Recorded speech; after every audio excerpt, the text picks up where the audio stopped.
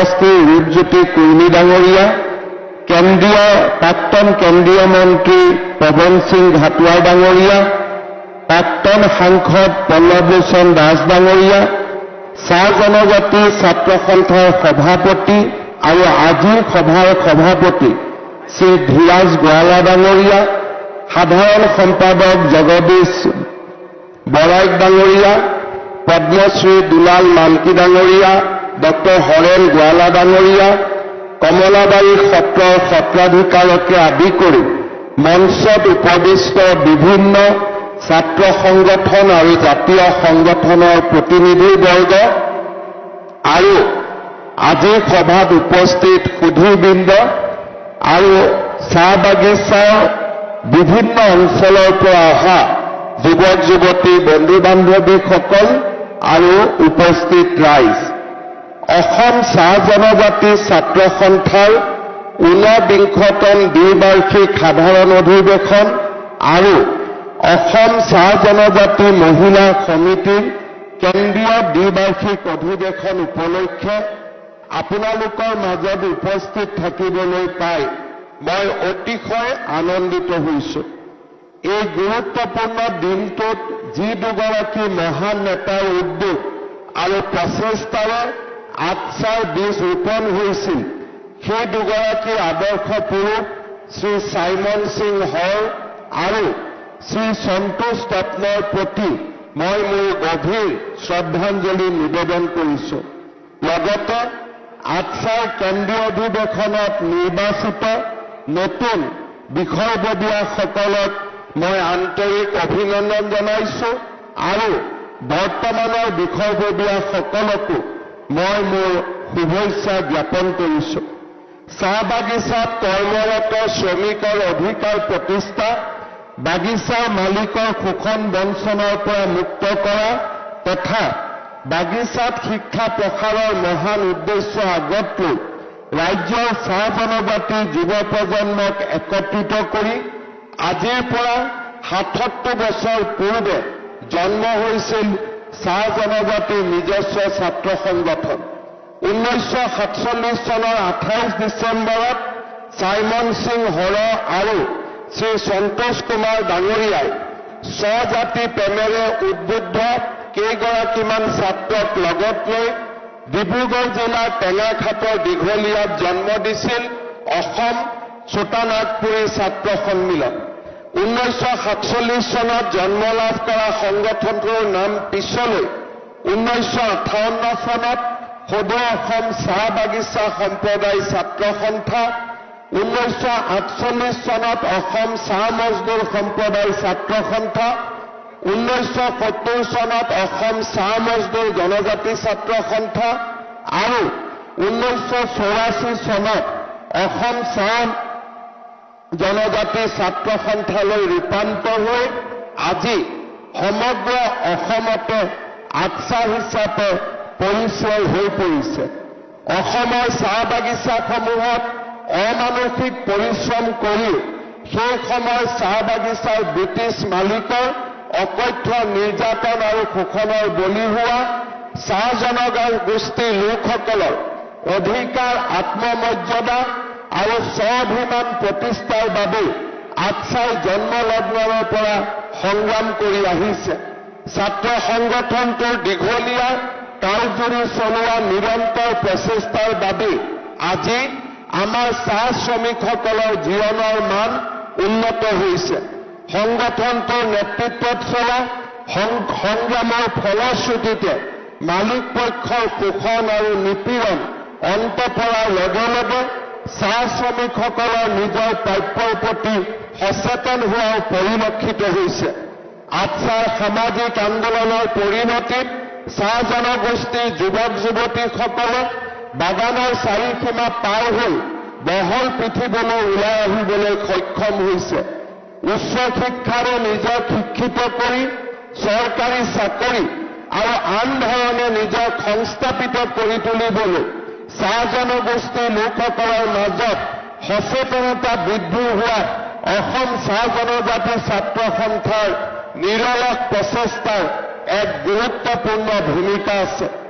অসমৰ জনজীৱনলৈ চাহ জনজাতিৰ সমাজখনে অপৰিসীম বৰঙণি আগুৱাই আহিছে। অসমৰ চাহ খেতিৰ এই দীঘলীয়া সময়ছোৱাত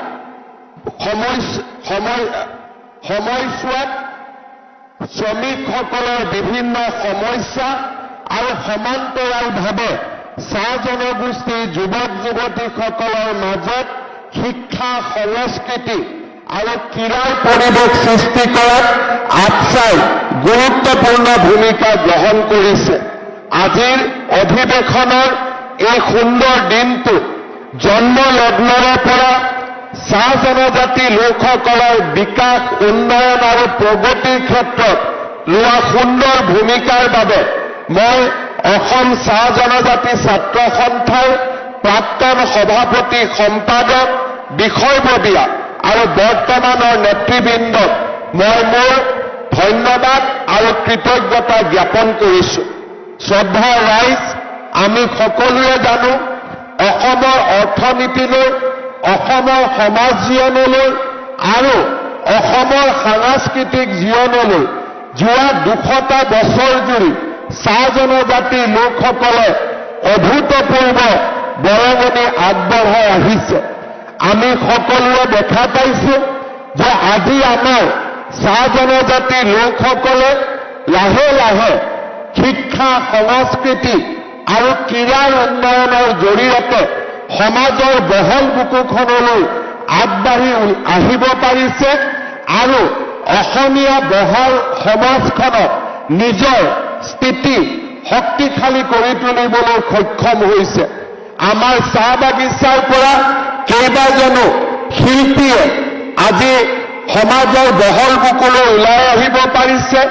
শিক্ষাৰ ক্ষেত্ৰত বহুতো ছাত্ৰ ছাত্ৰীয়ে সুনাম অৰ্জন কৰিব পাৰিছে। চিকিৎসক, অভিযন্তা, প্ৰশাসনিক বিষয়া হিচাপে সুনাম অৰ্জন কৰিব পাৰিছে আৰু সমান্তৰালভাৱে অসমৰ ৰাজনৈতিক, অৰ্থনৈতিক আৰু সামাজিক জীৱনলৈ বৰঙণি আগবঢ়াব পাৰিছে। আমাৰ ৰাজ্য চৰকাৰে দায়িত্ব লোৱা দিনৰে পৰা চাহ জনগোষ্ঠীৰ লোকসকলৰ এই অভূতপূৰ্ব বৰঙণিক আমি সদায়ে স্বীকাৰ কৰি আহিছো আৰু সমাজখনৰ উন্নয়নৰ বাবে, সমাজখনৰ উত্তৰণৰ বাবে আমি নিৰবিচ্ছিন্নভাৱে যোৱা 4.5 বছৰত আমি কাম কৰিবলৈ সক্ষম হৈছিলো। আজি মই গৌৰৱেৰে সৈতে ক'ব পাৰো, যোৱা 4.5 বছৰত অসমৰ চাহ জনগোষ্ঠীৰ লোকসকলৰ বিকাশ আৰু উত্তৰণৰ বাবে আমাৰ চৰকাৰে লোৱা প্ৰচেষ্টাসমূহে আজি চাহ জনগোষ্ঠীৰ লোকসকলৰ জীৱনলৈ এক ইতিবাচক প্ৰভাৱ পেলাব পাৰিছে আৰু তেওঁলোকৰ দীৰ্ঘদিনীয়া যি যাত্ৰা, সামাজিক যাত্ৰা, অৰ্থনৈতিক যাত্ৰা, এই যাত্ৰাত আমি এক বৰঙণি আগবঢ়াবলৈ যি সংকল্প লৈছিলো, সেই সংকল্পক আজি আমি বাস্তৱত ৰূপায়িত কৰিব পাৰিছো। চাহ জনগোষ্ঠীৰ লোকসকল অভূতপূৰ্ব সাংস্কৃতিক গুণেৰে, সাংস্কৃতিক পৰম্পৰাৰে বিভূষিত হৈ আছে।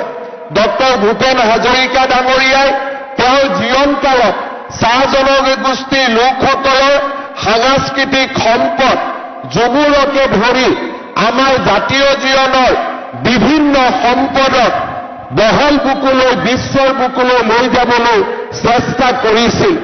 সেই চেষ্টাকে আমি অব্যাহত ৰাখি 2025 চনৰ 24 ফেব্ৰুৱাৰীত গোটেই পৃথিৱীৰ 70জনতকৈও অধিক ৰাষ্ট্ৰদূত আৰু তাৰ লগে লগে প্ৰধানমন্ত্ৰী নৰেন্দ্ৰ মোদী ডাঙৰীয়াৰ উপস্থিতিত 8,000 যুৱক যুৱতীৰে আমি যি ঝুমুৰ নৃত্য পৰিৱেশন কৰিছিলো, সি অসমৰ সকলোকে বাধ্য কৰিছিলে যে চাহ জনগোষ্ঠীৰ সাংস্কৃতিক সম্পদক স্বীকৃতি দিয়াৰ বাবে আৰু ঝুমুৰৰ অনন্য পৰিৱেশনে অসমৰ প্ৰতিগৰাকী লোককে মন্ত্ৰমুগ্ধ কৰি তুলিবলৈ সক্ষম হৈছিল। এতিয়া আমি সংকল্প লৈছো যে গুৱাহাটীত জুমুলৰ প্ৰদৰ্শনৰ পিছত অহা বছৰ আমি নতুন দিল্লীলৈ লৈ গৈ জুমুলৰ আমি প্ৰদৰ্শন কৰিম।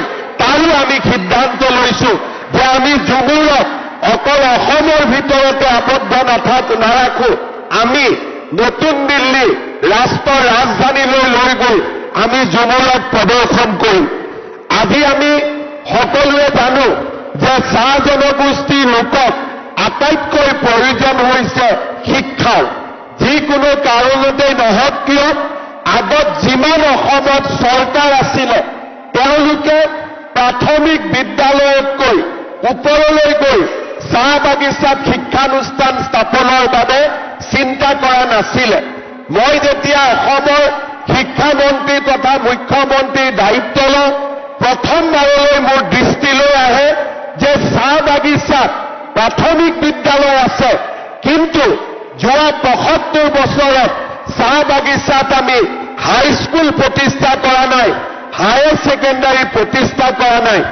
আমাৰ চৰকাৰৰ প্ৰচেষ্টাত প্ৰথমবাৰলৈ আমি চাহ বাগিচাত ১১৫খন হাইস্কুল স্থাপন কৰিবলৈ পাৰিছিলো আৰু অহা জানুৱাৰী মাহত আৰু ১০০খন হাইস্কুল আমি চাহ বাগিচাৰ যুৱক যুৱতীৰ বাবে মুকলি কৰি দিবলৈ সিদ্ধান্ত গ্ৰহণ কৰিছো। আজি মই যেতিয়া কেইবাখনো চাহ বাগিচালৈ গৈছিলো, স্কুলবিলাক হোৱাৰ পিছত তেওঁলোকৰ লগত যেতিয়া ছাত্ৰ ছাত্ৰীসকলৰ লগত যেতিয়া মই ভাৱৰ আদান প্ৰদান কৰিছিলো, তেওঁলোকৰ চকুত মই অদ্ভুত সপোন দেখা পাইছিলো যে তেওঁলোকেও নিজৰ জীৱনলৈ পৰিৱৰ্তন আনিব বিচাৰে, তেওঁলোকেও ডক্তৰ হ'ব বিচাৰে, ইঞ্জিনিয়াৰ হ'ব বিচাৰে, প্ৰফেচাৰ হ'ব বিচাৰে, বিজ্ঞানী হ'ব বিচাৰে। সেইবাবে আমি যি হাইস্কুল প্ৰতিষ্ঠা কৰিছিলো তাত লগে লগে আমি সিদ্ধান্ত লৈছিলো যে তাত আমি 11 আৰু 12 লগত আমি সংযোগ কৰিম আৰু হায়াৰ ছেকেণ্ডাৰী স্কুলো আমি চাহ বাগিচাত স্থাপন কৰিম।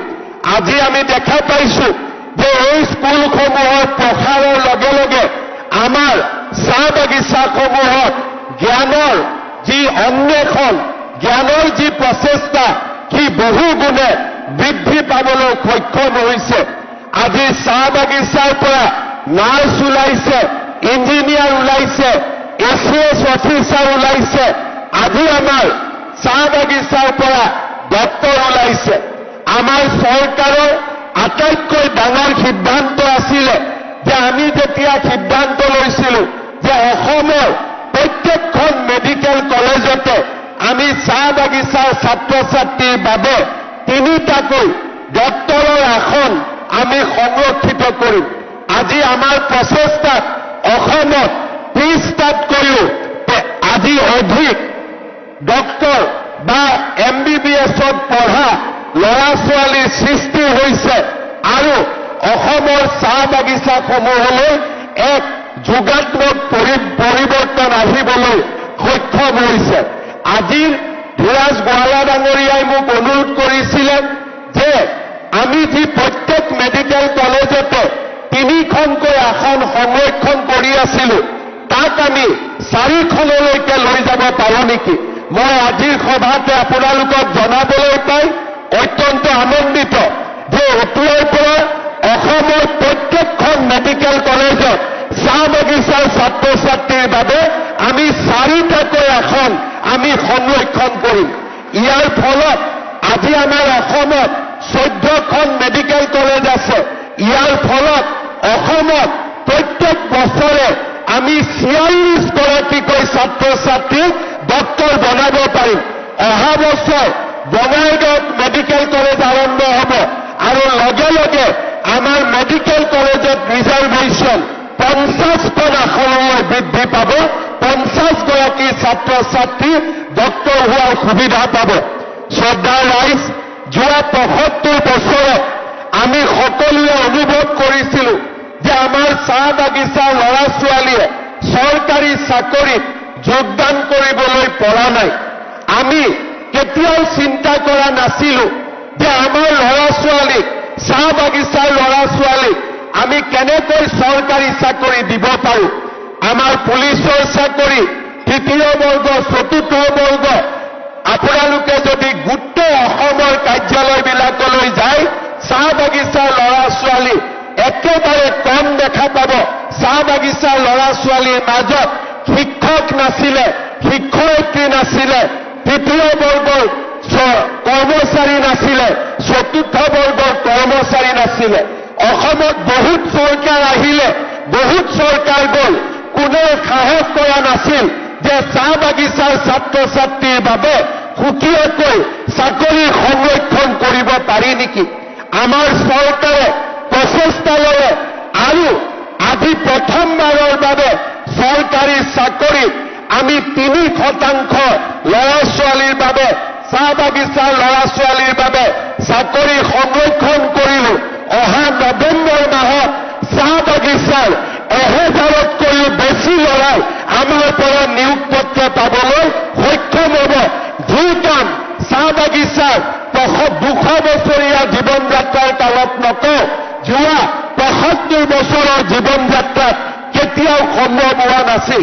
চাহ বাগিচাৰ লাইনৰ ৰাস্তা পকীকৰণ, চাহ বাগিচাৰ দুখীয়া জনগণৰ বাবে প্ৰধানমন্ত্ৰীৰ ঘৰৰ স্বীকৃতি দিয়া আৰু চাহ বাগিচাৰ যুৱক যুৱতীসকলৰ বাবে আমি বিভিন্ন ধৰণে আত্মনিৰ্ভৰশীলতাৰ বাবে আৰ্থিক অনুদান আগবঢ়োৱা, এনে ব্যৱস্থাবিলাক যোৱা 75 বছৰৰ সময়ছোৱাত আমি চিন্তা কৰিব পৰা নাছিলো।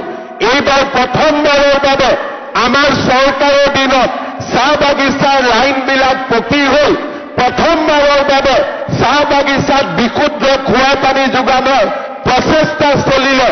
প্ৰথমবাৰৰ বাবে আমি চাহ বাগিচাৰ যুৱক যুৱতীৰ বাবে বৰল ৰাজপানিকা আত্মনিৰ্ভৰশীলতা আঁচনিৰ দৰে বিভিন্ন আঁচনি আমি আজি আৰম্ভ কৰিবলৈ সক্ষম হৈছো।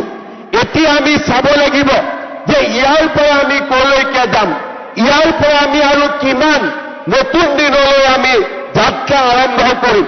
মোৰ মনত এটাই সদায় মই চিন্তা কৰোঁ যে অসমৰ 40 লাখ চাহ বাগিচাৰ আমাৰ যি জনতা আছে, আমাৰ যি জনগণ আছে, তেওঁলোকক যদি আমি সমাজৰ বহল বুকুলৈ আগুৱাই লৈ যাব নোৱাৰো, তেনেহলে সামগ্ৰিকভাৱে অসম কেতিয়াও আগবাঢ়ি যাব নোৱাৰে। আৰু তাৰ কাৰণে মই নিৰন্তৰভাৱে প্ৰচেষ্টা কৰিছো, প্ৰচেষ্টা কৰি থাকিম। আৰু আজি আটছাৰ সমাৱেশত এই প্ৰচেষ্টাৰ অংশ হিচাপে দুটা মই ঘোষণা কৰিব খোজো। এটা, এই বছৰ আমি তৃতীয় আৰু চতুৰ্থ শ্ৰেণীত চাহ বাগিচাৰ যুৱক যুৱতীৰ বাবে 3% চাকৰি ৰিজাৰ্ভ কৰিলো। সকলোৰে উপস্থিতিত সুকীয়াকৈ এখন অনুষ্ঠান পাতি আমি ল'ৰা ছোৱালীখিনিক নিযুক্তি পত্ৰ দিম, যাতে সকলোৱে গম পাব পাৰে যে আমাৰ চাহ বাগিচাৰ ল'ৰা ছোৱালীৰ কাৰণে চৰকাৰী চাকৰিত আজি ৰিজাৰ্ভেশ্যন হৈছে। কিন্তু তাতকৈও আগুৱাই গৈ আজি মই আপোনালোকৰ আগত ঘোষণা কৰিছো যে এই বছৰৰ পৰা আমি চাহ বাগিচাৰ যুৱক যুৱতীৰ কাৰণে ACS APSকে ধৰি ফাৰ্ষ্ট আৰু ছেকেণ্ড কেটেগৰীৰ চাকৰিটো আমি 3% ৰিজাৰ্ভেশ্যন দিয়াৰ আমি কাম কৰিম। এই প্ৰচেষ্টাই চাহ বাগিচাত মেজিষ্ট্ৰেটৰ সৃষ্টি কৰিব, চাহ বাগিচাৰ পৰা DSP সৃষ্টি কৰিব আৰু চাহ বাগিচাৰ বহল সমাজখনে অসমৰ জনজীৱনলৈ আগবাঢ়ি যোৱাৰ সুবিধা পাব। দ্বিতীয়তে, মই বিশ্বাস কৰোঁ যে অসমৰ চাহ বাগিচাৰ শ্ৰমিকসকলে যেতিয়ালৈকে মাটিৰ অধিকাৰ নাপাব, তেতিয়ালৈকে তেওঁলোকৰ জীৱন কেতিয়াও সুৰক্ষিত হ'ব নোৱাৰে। আজিৰ পৰা 3 বছৰ আগতে অসম বিধানসভাত মই স্পষ্টভাৱে ঘোষণা কৰিছিলো যে মই অসমৰ মুখ্যমন্ত্ৰী থকা সময়তে চাহ বাগিচাৰ মালিকৰ পৰা বাগিচাৰ লাইনৰ মাটি কাঢ়ি আনি শ্ৰমিকসকলক দিয়াৰ মই ব্যৱস্থা হাতত ল'ম। আজি মই একে সাহসেৰে আপোনালোকক ক'ব খোজো, 25 নৱেম্বৰ অসম বিধানসভাত আমি আইন উত্থাপন কৰিম, যি আইনৰ দ্বাৰা চাহ বাগিচাৰ মালিকৰ পৰা লাইনৰ মাটি আমি তাহো আমি চাহ বাগিচাৰ শ্ৰমিকক আমি দিয়াৰ বাবে সিদ্ধান্ত গ্ৰহণ কৰিম। আজি মই গৌৰৱ অনুভৱ কৰোঁ যে যিবিলাক কাম কোনেও কেতিয়াও কৰিব পাৰিম বুলি আশা কৰা আমি নাছিলো, আজি চাহ বাগিচাৰ ৰাইজৰ বাবে আমি এনে কিছুমান কাম কৰিব পাৰিছো যি কাম আগতে কোনেও কল্পনা কৰিব পৰা নাছিল।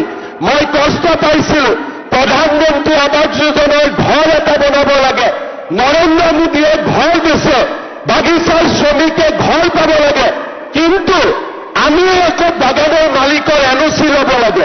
কেনেকে হ'ব? প্ৰধানমন্ত্ৰীয়ে ঘৰ দিব বিচাৰে, শ্ৰমিকক ঘৰ লাগে, কিন্তু ঘৰ দিবৰ কাৰণে মালিকৰ এনঅচি লাগে। সেই দিনাখনেই গোলাঘাটত এজন বাগিচাৰ মালিকক মই ফোন কৰিছিলো যে আপুনি এনঅচি কিয় নিদিয়ে? বোলে মই মালিকক সুধিব লাগিব। সিদিনাখনেই মই বুজিছিলো, সিদ্ধান্ত লৈছিলো যে মোৰ মুখ্যমন্ত্ৰীৰ কালতে তোমাক মই বুজাই দিম যে বাগিচাৰ লাইনৰ মাটিৰ মালিক তোমাৰ বাগিচাৰ মালিক নহয়, চাহ বাগিচাৰ শ্ৰমিকসকল। আৰু সেই সংকল্পকে আগুৱাই লৈ আজি আমি 25 নৱেম্বৰৰ দিনলৈ আহি পাম। আপোনালোকে বাগিচাৰ কোনো কামৰ কাৰণে আন্দোলন কৰাৰ প্ৰয়োজন নাই। যিদিনাখনলৈকে বিজেপি চৰকাৰ আছে, হিমন্ত বিশ্ব শৰ্মা অসমৰ মুখ্যমন্ত্ৰী আছে, মই আপোনালোকৰ লগত আছো আৰু এটা এটাকৈ কোনেও ভাবিব নোৱাৰা কামবিলাক আমি কৰি কৰি গৈ থাকিম। কাৰণ চাহ বাগিচাৰ জনতাৰ, নিষ্পেষিত জনতাৰ মুক্তি আমি বিচাৰো যে যি চাহ বাগিচাৰ জনজাতি লোকসকলে আমাক চাহ খুৱালে, অসমৰ নাম বিশ্বৰ দৰবাৰলৈ লৈ গ'ল, তেওঁলোকক স্বীকৃতি দিয়াৰ দায়িত্ব সমগ্ৰ অসমীয়া জাতিৰ আৰু অসমীয়া জাতিয়ে সেই দায়িত্ব পালন কৰিব। সেই প্ৰতিশ্ৰুতি মই আজি আপোনালোকক দি থৈ যাব বিচাৰো। শ্ৰদ্ধাৰ ৰাইজ, অসমত বিজেপিৰ চৰকাৰ, আমাৰ চৰকাৰখন আপোনালোকৰ লগত আছে, আপোনালোকৰ লগত থাকিব। মই বিচাৰো অসমৰ চাহ বাগিচাৰ পৰা IAS অফিচাৰৰ সৃষ্টি হওক, অসমৰ চাহ বাগিচাৰ পৰা বিজ্ঞানীৰ সৃষ্টি হওক, ডাঙৰ ডাঙৰ ফুটবল খেলুৱৈৰ সৃষ্টি হওক, ডাঙৰ ডাঙৰ হলুদ দলৰ সৃষ্টি হওক। আৰু ঝুমুৰ দেখাৰ পিছত মই নিশ্চিতভাৱে ক'ব পাৰো যে আমাৰ চাহ বাগিচাৰ বুকুৰ পৰাও এদিন ডক্টৰ ভূপেন হাজৰিকা, জুবিন গাৰ্গৰ দৰে সংগীতজ্ঞ সাংস্কৃতিক শিল্পী আমাৰ চাহ বাগিচাৰ বুকুৰ পৰাই জন্ম হ'ব, তাক মই বিশ্বাস কৰোঁ। অকল মই বিশ্বাস কৰাই নহয়, ঝুমুৰৰ নৃত্য চাই বিশ্বৰ ৰাষ্ট্ৰদূতসকলে মোক কৈ গৈছিল যে এনেকুৱা নৃত্য, যি নৃত্যত মাটিৰ সম্পৰ্ক আছে, যি নৃত্যত অসমৰ সমগ্ৰ জনগণৰ প্ৰতি কৃতজ্ঞতাৰ চিন আছে, যি নৃত্যত কপালৰ ঘাম মাটিত পেলাই নিজৰ মাতৃভূমিক সেৱা কৰাৰ সংকল্প আছে, তেনে নৃত্য জগততে বিৰল। আৰু আমি সেইবাবে ঝুমুৰৰ দৰে নৃত্যক সন্মান কৰিব লাগে, আগুৱাই লৈ যাব লাগে। শ্ৰদ্ধাৰ ৰাইজ, আজি মই ধন্যবাদ জনাইছো আটছাৰ কেন্দ্ৰীয় অধিৱেশন যোৱা 4.5 বছৰত আটছাৰ সভাপতি ফিৰাজ গোৱালা ডাঙৰীয়া, সাধাৰণ সম্পাদক জগদীশ বাৰাই, তেওঁলোকে চৰকাৰখনৰ লগত নিৰন্তৰ সহযোগিতা কৰাৰ বাবে যোৱা 4.5 বছৰত আমি বাগিচাৰ সমাজখনৰ বাবে বহুখিনি আগতে নোহোৱা কাম আমি কৰিব পাৰিছিলো। আমাৰ ACMSে হওক, আমাৰ বাগিচাৰ মন্ত্ৰী বিধায়কসকলে হওক, সকলোৰে সংসদসকলে হওক, সকলোৰে নিৰন্তৰ প্ৰচেষ্টাত আজি আমি এনেকুৱা এটা সময়ত আহি থিয় হৈছো যে ইয়াৰ পৰা চাহ বাগিচাৰ ৰাইজে পুৰণা শোষণ, পুৰণা নিষ্পেষণত পাহৰি এখন নতুন সমাজ সৃষ্টিৰ বাবে আগবাঢ়িব পাৰে। এতিয়া আমি এখন সমাজৰ সপোন দেখিব পাৰো, যিখন সমাজ আমাৰ বাবে ভৱিষ্যতৰ এখন শক্তিশালী সমাজ। আমি পাত উঠাম, কিন্তু পাতৰ লগতে পাত উঠোৱাৰ লগতে আমাৰ ল'ৰা ছোৱালীয়ে ডাক্তৰ হ'ব, ইঞ্জিনিয়াৰ হ'ব, বিজ্ঞানীও হ'ব। এয়া হৈছে সপোন দেখাৰ সময়, এয়া হৈছে আকাশ চোৱাৰ সপোন, এয়া হৈছে আকাশ চোৱাৰ সময়। মই চাহ বাগিচাৰ ল'ৰা ছোৱালীসকলক যুৱক যুৱতীসকলক অনুৰোধ কৰিম, শিক্ষা, সংস্কৃতি আৰু ক্ৰীড়াই এটা জাতিক চহকী